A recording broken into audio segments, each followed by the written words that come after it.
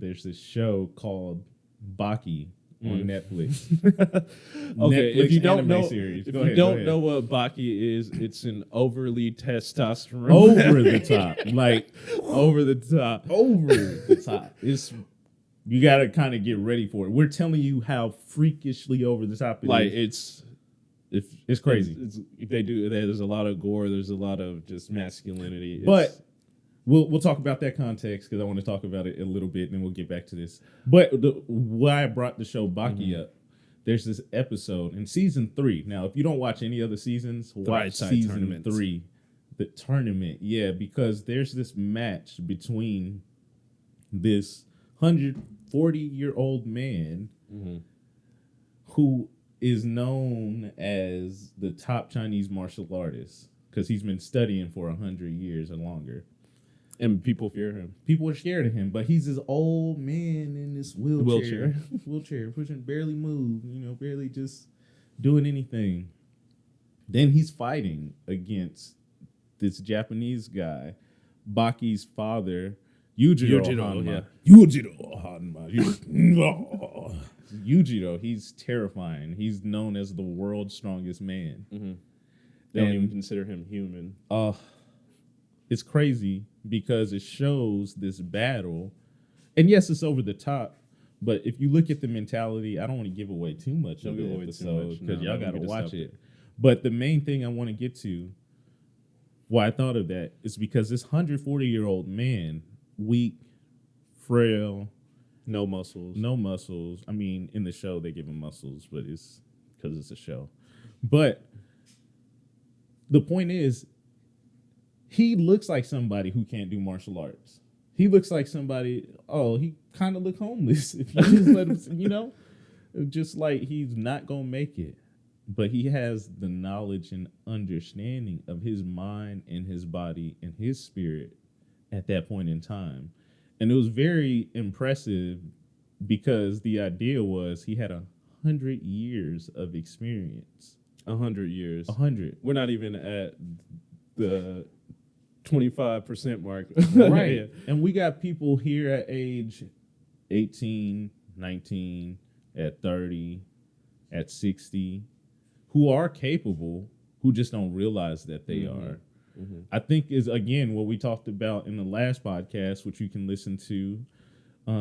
Make sure you subscribe so you can hear it and get the notifications from us. But yeah, this 140-year-old man, just because he filled his mind up with so much knowledge and didn't focus so much on the body, because, as a Christian, we're supposed to give this is also spiritual, so we can get into that. I'm trying to keep it short, but we're supposed to give our bodies as a sacrifice to our Heavenly Father, just as his son Jesus did.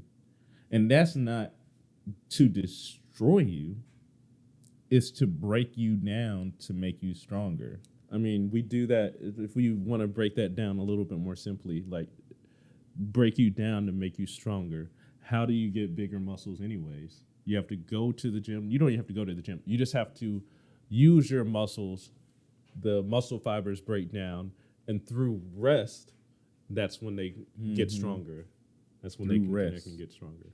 Through the breaking down, you have to be broken down, and then you need rest. Right. And rest. Let's talk about rest. So there's a long-term rest I took. It never was the phrase I've always wanted to, but it was just, I had at some point just kind of lost interest in a love for martial arts like I thought I had. It's like a marriage. It's like, oh man. And so when I'm not doing martial arts or training it, I'm not myself. Or if I'm not talking about it, if I'm not just immersed into it, I'm not myself. And him saying that, find that thing that you can immerse yourself in that not just helps yourself, but helps other people. Because if you can immerse yourself into it, that's how, and like your body wants it, your mind wants it. And if you don't do this thing, you feel like you're dying. That is how you know that's your purpose. And beyond that, I stopped because my mind and my spirit were being tested in ways, and I knew I needed to build that up because we've been working on the body for forever. Yeah. And honestly, if we go back to that episode of BAKI where you're talking about a 140-year-old man versus the strongest man in the world, right? That goes to show he has the mind and the spirit, but he didn't have the body. Like, but the fact that he has his body and knows how to move his body. The body is not the most important thing. Right. That's why, it's not the size of the dog in the fight. It's the size of the fight in the dog. Right? Perfect sense, right? And think about this. That man, I forgot his name. Who's the old dude's name? You'll see I see his face.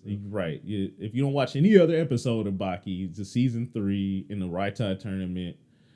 Yujiro Hanma versus this old guy. I forgot his name. But what if this guy who's been training, this old man, this master of martial arts, if he at 40 years old said, you know what? This is kind of like because of how I feel in my body, I'm going to stop training because I just don't feel the same way I do about martial arts. Then he wouldn't have became that person that he is now. So if you stop yourself from something, from your purpose, from something that you're yearning for, and it feels like there's resistance whenever you go towards it, you have to break through that resistance and go straight through it. That's how you keep the longevity. That's what you're saying. That helps keep the longevity. And if you can't break through it at that moment, there's other ways around it. Like one thing, like I like to say all the time, is there's more than one way to dodge a jab.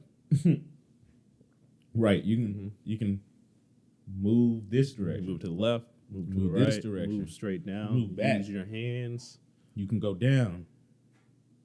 Shoot. That's not even using the hands. So why did you say that? I said that because there's that point where you hit the resistance. And it seems like the resistance gets stronger when you seem to get closer to that goal, right? It feels easy. You can say like beginner's luck, like Paulo Coelho said in The Alchemist, like there's beginner's luck. But then what happens? There's a lot of resistance that's met.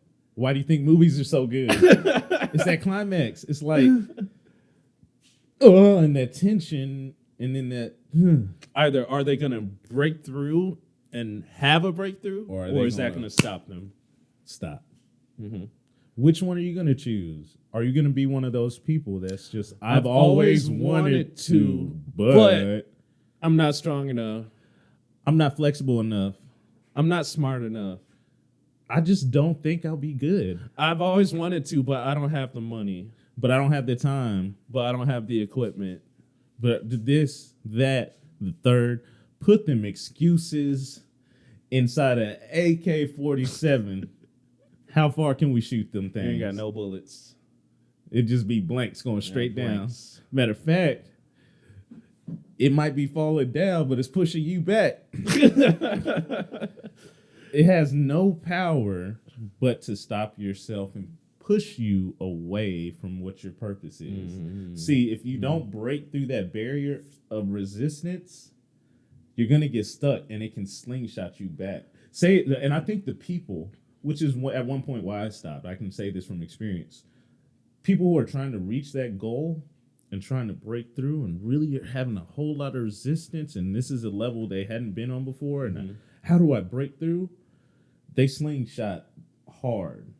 It's because there's so much love that they want to get on the other side, but this thing is just feeling like it's too much in their mind. There's some kind of fear, there's some kind of barrier, literal barrier stopping you, so you create more barriers. Right, not even realizing it. You know what this is reminding me of? Actually, this past weekend had some black belts test in Taekwondo. Nice. Some of them got their. Did they get it? Some of them didn't. No, everybody broke the board. They look pretty good. But what it's reminding me of is breaking a board. Breaking that resistance. Of course, we've heard Bruce Lee say that boards don't hit back, but boards are a great training tool to help you physically see the barrier that you have to go through. Although that's a cold line right there. When you say it to somebody trying to show off to you, that was some good writing. That was some good All writing. he said, boards don't hit. Boards don't hit back. Yo, that was yeah. Everybody's like, oh, yeah. But you're making a great point. You're making a great point. So using the board as a training tool, this is one thing that you could take for yourself. You could find something that you're trying to break through, whether that's depression, anxiety, negative thoughts that plague your mind. Maybe it's something that you've just needed to be able to let go of, but you can't.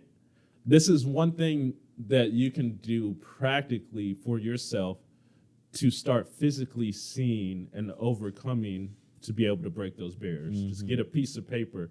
You can write the phrase, I've always wanted to, but you can put all your excuses on there. Or if it's just one thing you're trying to overcome and you want to focus on it, write that on that piece of paper. And what everybody has the capability of doing is ripping that sheet of paper. I was going to say punch through it. If you want to do that, you can do that. If you want to crumple it up, throw it away. But break that negative thought that you do not want living in the garden of your mind. Get rid of it.